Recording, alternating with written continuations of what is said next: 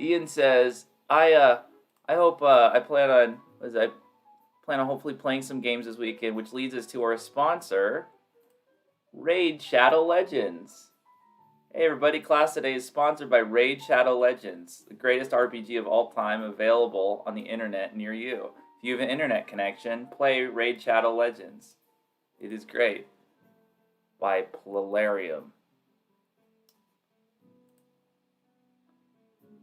Alrighty. Okay, now that we've gotten our sponsor out of the way, we can begin class. So we need to Call of Duty. Hold on. I think this music is not good. It's not getting me in the mood for designing some zombie killing. Hey Google, pause.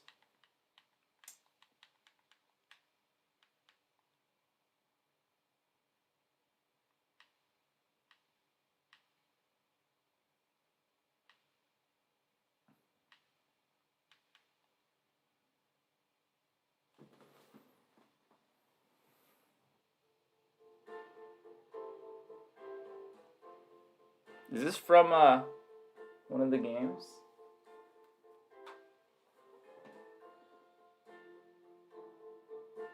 It does sound very Call of Duty Zombies.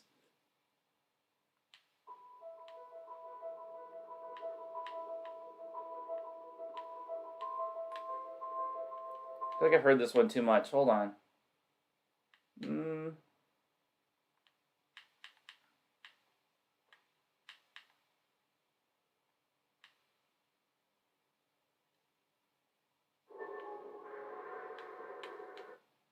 Yeah, this will do. Gotcha, Jesus. Okay, so it's one of the loading screen ones. That's cool. Yeah, it seemed vaguely familiar. All right. Addicted to COD music. Some good music. Hey guys, thanks for being on camera. Okay, I see Alberto. I see Marion. I don't see anybody else. But you two I see, which I appreciate very much. So, okay, minimizing stuff. So, on the notes, it says zombies to spawn on round change. I think we did that last time, but we'll take a look. Pickable items like power-ups, we have not done that. The mystery box, we started. I'm just going to replace the mesh with the mesh I get online. Give the player character points that they collect. I think we did that. We'll take a look. Makes the player can die, death screen, get weapons in mesh environment, get a crate environment, abandoned bunker environment. I have some stuff that could be really good, and you guys also sent me some stuff that looks really nice. I just got to download them outside of class time because I think that it'll be too much for the stream if I'm downloading a 4 gigabyte kind of environment. But there's some really good stuff that we can use. Right now, we've got that kind of mystery box thing that we were working on. Let's take a look at our blueprints from last time.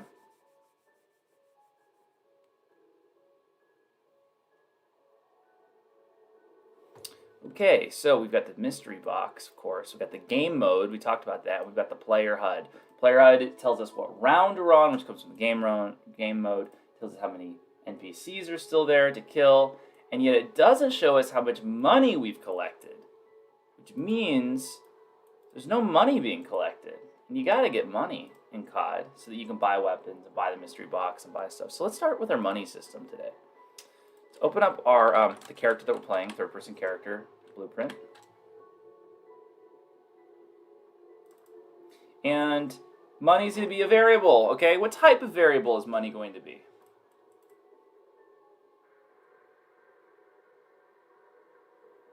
You can unmute and say if you know the answer, or have a guess, or you put it in the chat. What type of variable?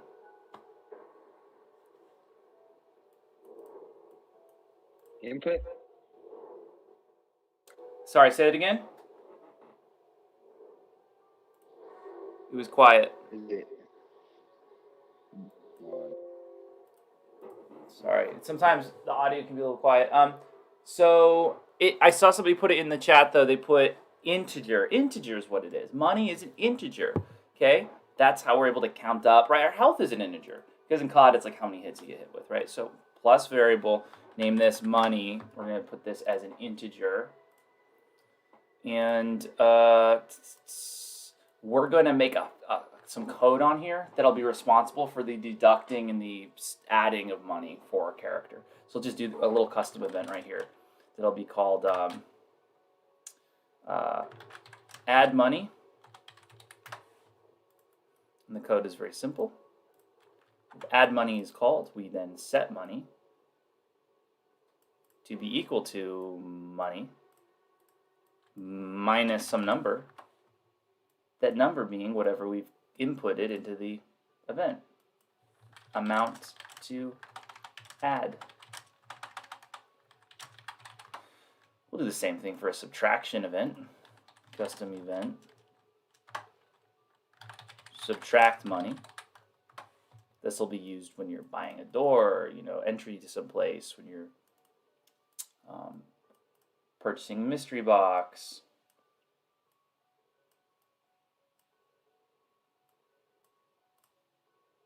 Oh, I'm so silly. No one called me out on that. I did a minus. It should be a plus, right? Right? Add money should be plus. Integer plus integer. All right, this part will be the minus.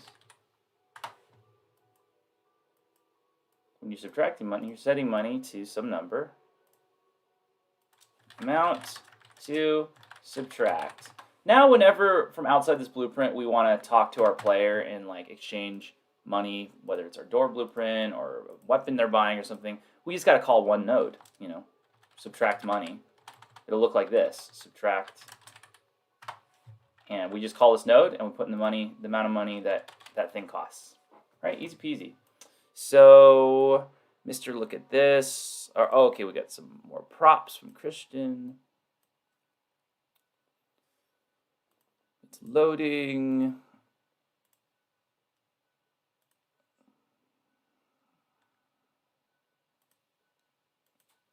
Ooh, I actually really do like that.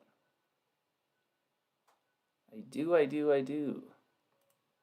Very COD-ish. Okay, let's see what those actually cost. So they're called Construction Site Volume 1.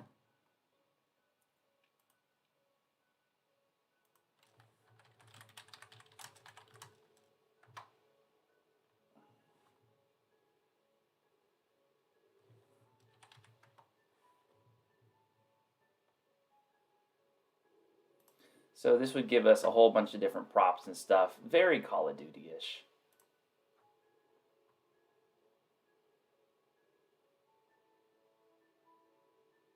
Probably even make weapons out of them, to be honest. Yeah, by the way, you can see this is the class before you guys. For you guys, it's Call of Plankton, or Call of Checkers, which we need to change. Is really just Call of Duty now. And for them, it's Call of Plankton because it's SpongeBob Call of Duty. Add the project. All right, this might be 1,000,000 gigabytes though. That's the only issue. All right, it's only half a gigabyte. Okay, you might see the stream get a little laggy while it's doing that, but that's all right. Maybe we'll have some props to play around with in a second. Maybe they'll have a crate in there. I didn't actually look. They have a crate, but that would be great to do for the mystery box. Maybe the other one does, but anyway, we'll get to that eventually. Yeah, okay. So we've made this ability to add money, subtract money. Let's tell our player HUD that we actually have money to as a player. Where do they keep the money in Call of Duty as far as HUD is concerned? Do they keep it in the bottom right, bottom left? Does it matter?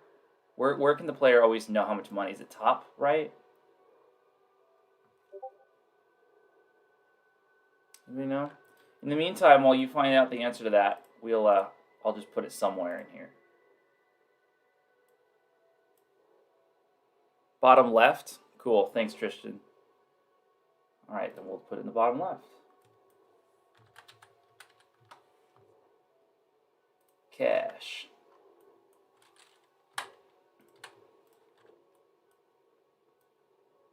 And the round's also the bottom left, I believe. Cool. So, anchor all this stuff over to the left.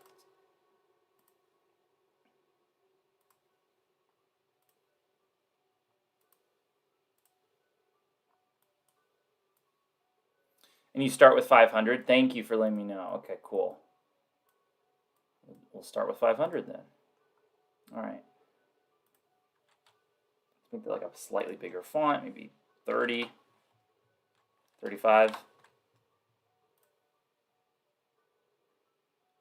The money shows above the rounds.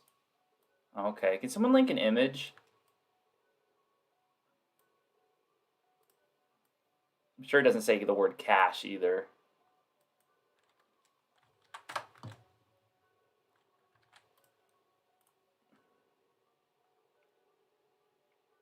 Wrap with horizontal box. Oh, it already was in a horizontal box. Never mind. Replace with child.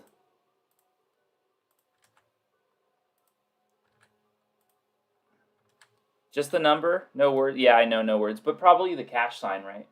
I'm going to give it that little cash sign right next to the number. Anyway, something we can definitely play around with. Now we need to actually bind this to the money on our character. So create binding. All right, so interesting thing is, and let's actually see how we're doing it. So far we're talking to the game mode, but we haven't been talking to the character. So typically how I've taught you guys to do this is the following. Oh, you want to get a value on the character? This is how you see it in most tutorials. Get player character, fine. Cast to third person character, great. Ask it for its money variable. Plug it into here. And then you connect these wires. This will not work. Not for this type of game. Does anybody know why? It's not because I haven't connected the wires. Anybody know why this will not work?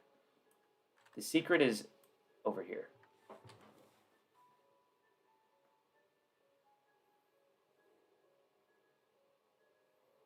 Why won't that work for this style of game? Works for all the other games I've taught you guys how to do. Christian says tick. Well, no, but it is important to know that actually when you're binding things on a widget, it's actually a tick event. People don't realize that. And casting on a tick event is not good for performance ever. So that's a good point. It's not the point I'm making, though. Why will this not work, or at least not work as is, in this style of game? Like I said, it has to do with these two nodes. Really, it just has to do the node on the left, actually. Get player character node. That's what it has to do with. Why? The money is stored in the character, Ivan says. The money is stored in the character, which is fine because we're getting the money from the character. Is it because it won't be single player? Hey, Zeus, you got it. Exactly. Ian comes in second. It won't work with multiple characters. Look at this node. Whenever we do get player character, cast third person character, it always gets the character that you're playing as. But in a multiplayer context, which character are you supposed to be getting? That's actually what this little thing is called player index is for. See, it's always at 0 by default. Because 0 is just the first character ever in the game, the only character in the game. But in multiplayer, there's going to be multiple ones of these. Are we dealing with character 0, or character 1, or character 2, or 3, or 4, or 5, or 6, or 36? Okay? So how do you...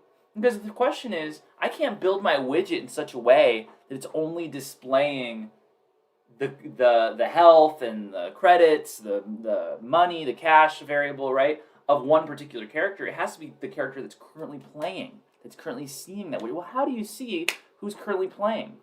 Here's my method of doing it. This is a good method, I think. So the player HUD, the widget, is its own object, separate from your character.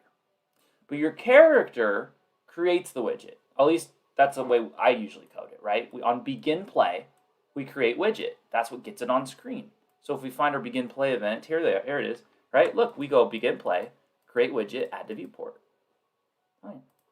Now what if we could tell our widget, hey, remember that this blueprint that created you, this is your homie. This is your guy. I'm the one you got to refer to. None of these other pretenders. Okay? So that way each character blueprint creates its own widget, and that widget it creates understands who created it and will refer back to that blueprint.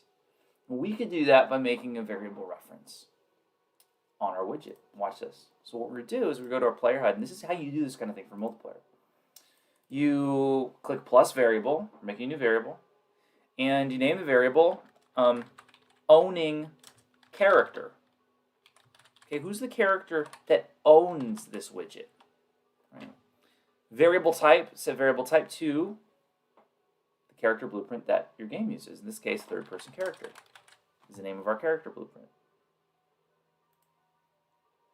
That's our owning character. Now, what we can do is instead of dealing with this garbage, just grab our variable called owning character and ask it for its money variable. And no matter what character it is in the world, it's going to only refer to its variable called owning character and display its money on screen. Now, there's one more thing we have to do. We have to actually tell our widget, hey, who's your owning character? Who are you? Who's your owning character? And we can set that when we create the widget back over here on the actual character. And here's a little cool trick that we'll do with this. Click on the variable, make it public, and then do this wonderful node called expose on spawn. On spawn, right? When you spawn a blueprint or create widget, right? That's a spawning of something new. So if you check mark expose this variable on spawn, when you go back to our character, look at our create widget node. It added an input called owning character. It's our variable showing up on this node. And what we can do is we can plug in, since now we're on our third person character, plug in a reference to self, type in self, get reference to self, bam, right into owning character. So the minute that this is created, the variable called owning character is set to whatever blueprint created it. And that's the key concept when it comes to communicating between blueprints. Okay, so that's how you do that. All right, so we've done that. Now,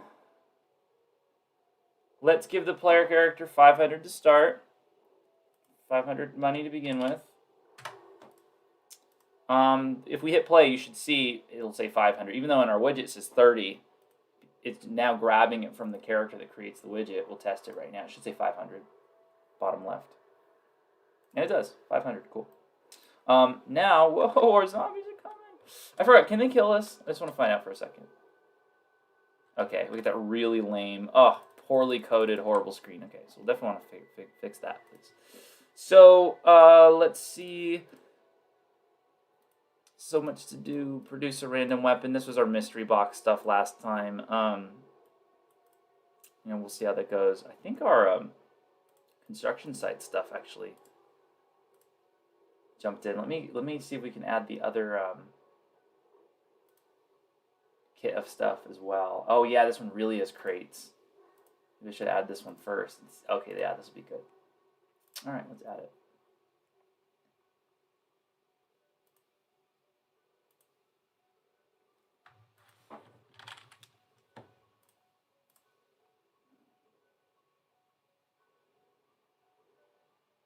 So we'll let stuff start to add now. We got to make it so that when we hit a zombie, we get a little money. When we kill a zombie, we get even more money. So let's go to our attack a zombie kind of event. So third person character. Here's all of our attacking code, fire weapon, damage enemy health, right? So if we go into this damage enemy health thing, you can see if the health is less than, then we do enemy death. So these are all perfect opportunities that we can call that add money node that we created on our player. Here's another key thing though, and again, kind of going with the theme of today. Who kills the enemy? Because we need to know that. We know who shoots the enemy, who kills the enemy, because we need to know who to reward, right? Everybody should just get money for your shot, okay? So this is another one of those examples where we're going to want to have our character that's doing the killing or whatever to get passed through from one blueprint to another. We'll do that now. So if I go to the third person character, cast enemy, damage enemy health, right? This is on our character, fires a weapon, line trace, little particle effect. Hey, did we hit an enemy? If so, damage health. This is where we're going to want to pass into this event a reference to, hey, who shot the guy? Mister, you condone murder? Only when it's the living dead. All right, so input, new character, new variable, and let's pass in, you guessed it, third-person character. And we'll just name it, I don't know, player character. And so now, whenever this event is called, we're actually asking, hey, who's damaging this enemy?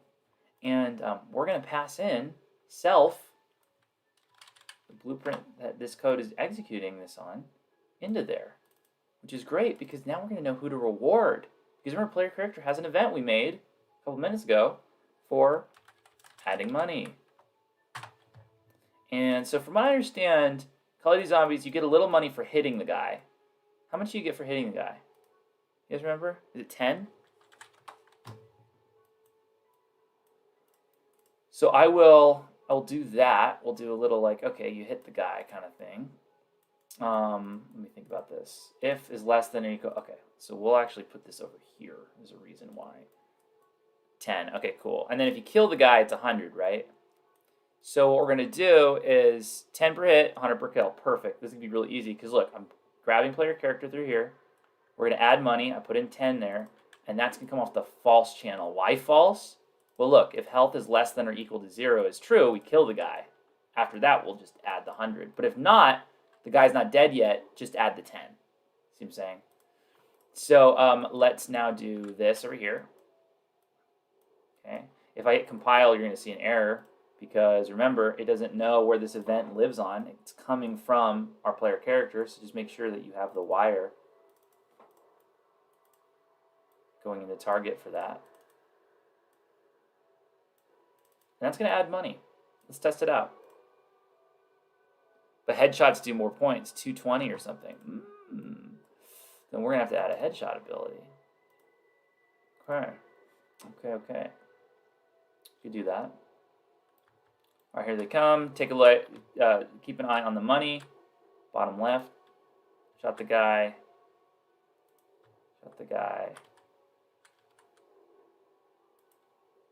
Oh, I realize that they're dying, but I'm not getting the full amount. Why is that? Oh, I never added, I didn't add the correct amount of money, 100 there. Okay.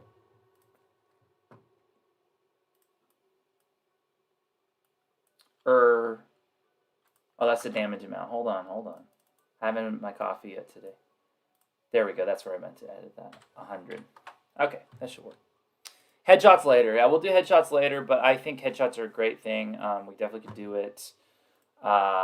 We'll do it. We'll add like a capsule collision that's bound around the guy's head, and it'll be socketed to it. So even if he's animated all crazy, it'll always follow his head bone. And that looks cool. Look at that guy. You know how zombies that they glow a little bit? You want to make him glow for a second, like his eyes? I forget if we did that. Oh, did we? No, I don't think we did do that. But, okay, here's their material instance. Emission color. Oh, they have a setting for that, emission strength. So, and we have different varieties of zombie, like all kinds of cool stuff.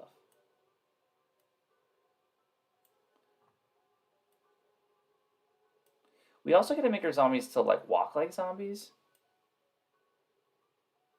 You can get the line trace to see what bone it hits. Ivan, that's a really good point. See, I would have done it a different way, but I didn't think about that. But you're right. With hit results, isn't there oh my gosh, there's a bone right here. Good on you, man. I didn't even think about that. So, valid only if it hit skeleton. Yeah, that's probably where I would try and first do it because you're not getting anything more accurate than that. I like that. Okay. All right, so if we go back to our enemy, we have this emission strength. Look at this. Right? He is super Call of Duty zombie level at this point. Man, there's some things I want to do right now. We can... All right, question real quick, because we can only do one thing. Do you want to try the headshot thing? Try. I don't know if I'll get it. We'll do it with the head bone. Or do you want to make it so each zombie has a randomly different skin to it, so it looks different? That's number 2. Or number 3, can we finally get the animations for the zombie like limping and looking all zombie-like to be the way that it walks. Okay, you only get one of the three because of time. 1, 2, or 3.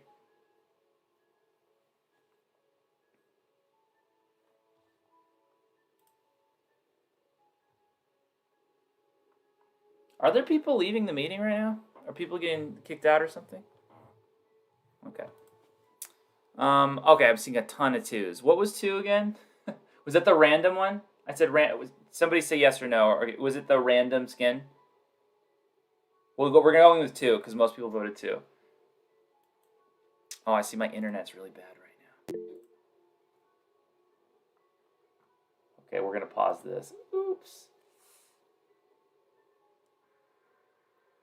Might have killed the internet. All right, it's the random skin. Okay, I'm gonna try and pause that because I think a bunch of people got kicked out because of the internet. All right, random skins. Let's do it. Good choice. So we did this one right here. Let's go to find a content browser. That's zombie 1. We want multiple zombies.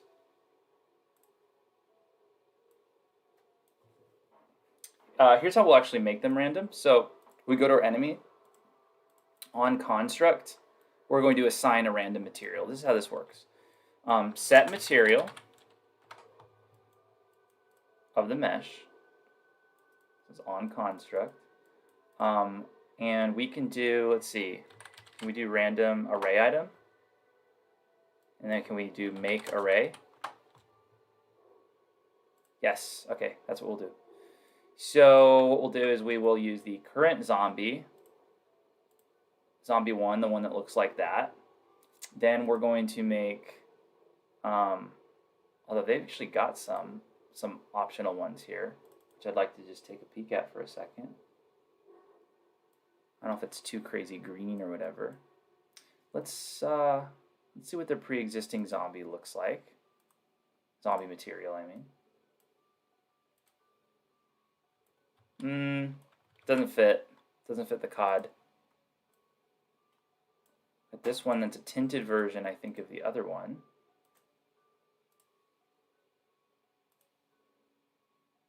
Good, but we just don't want to make it brighter, so let's do that one. Let's make it so its eyes are all bright and crazy.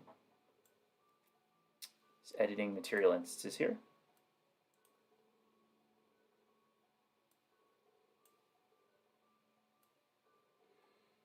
We'll do is, okay, mission strength. We want like 6 or 7 on that. Let's give like a good, like a 12.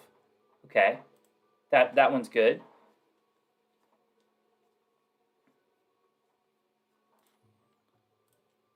We'll add that to the array over here on construct.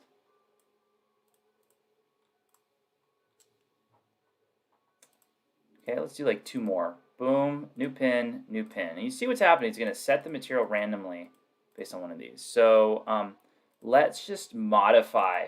We'll make a modification of this material instance here. So to do that, I actually want to just duplicate it. So let's do a duplicate. And then we'll duplicate one more time. We're going to modify those duplicates, make them look all different from each other and all good. So here what we'll do is, okay, flip green, glossiness, normal, yes, good. We can make them emit different colors.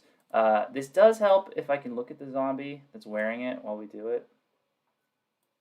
Let me just do that.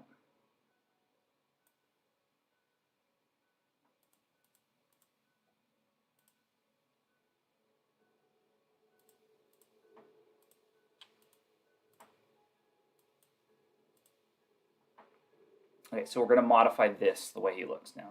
So give me a color. What should he glow? Green, red, blue, pink, orange, yellow. What do you think is a good color? We do need sound effects. All right, I see greens. Greens it is. Green. Is that a good green? It's almost a radioactive green. Mission strength. We can make the mission strength really big on this one. We should have one type that's like ridiculously bright. We'll see how that works. And then there's also other kind of stuff that we can mess around with. Interesting. Cool. All right, we'll do that one. That's one. And then we're going to do one more. All right, guys, give me a new color. What color should we do in this one? We actually changed his skin as well.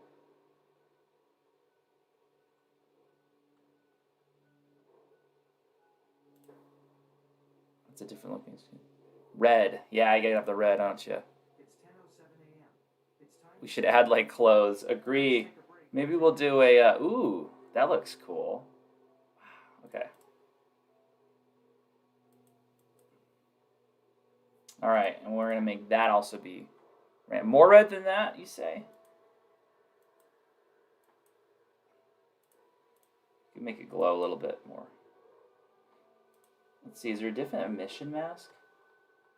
No. Okay. Cool. That looks good though. It's beautiful. All right, so now going in here, let's just set those as the random ones. So Zombie 4 is what it was called, and then it was Zombie 5.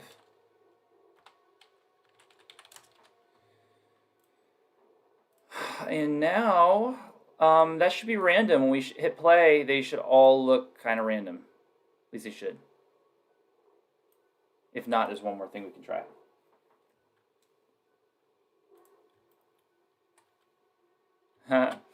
Okay, they do all look. They all kind of look they're in a green paint or something.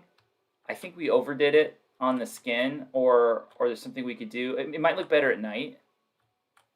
Plus, we really do got to get them walking to look better again. But I love the glowing red eyes. Maybe what I'll end up doing is I'll end up having a different material for the eyes that will glow, and then the rest of it can be more subtle in terms of how much it glows. Possibly. We used to put 2 spheres in there. But okay, awesome. So last things, to miss a material, exactly, with 2 spheres. I did it on my game character. Well, not for a miss of eyes, that would be cool. I did it for blinking in my game. But anyway, guys, last thing, make sure you've done everything on Canvas. I'm closing progress reports today and not at night. I'm doing it in that mid-afternoon, which means if you come up with something at 6 o'clock or 7 o'clock at night, it's not going to make it to the progress report. So make sure you have everything done on Canvas, and make sure that you email me if you do anything that's late, okay? Because if it's turned in late, I don't get notified. I have to know to go in and grade it, essentially. So that's that. There's those 2 assignments I signed on Wednesday. That one I signed on Monday. Just make sure that they're done. Monday was already graded, so if you do Monday, you need to email me. Let me know. Hey, I'm doing this now. No, there are no new assignments today. Just the 3 that were assigned this week. Okay, and they're all on Canvas under modules. All right, guys, have a great weekend. We'll see each other next week. Take care. Peace out, guys.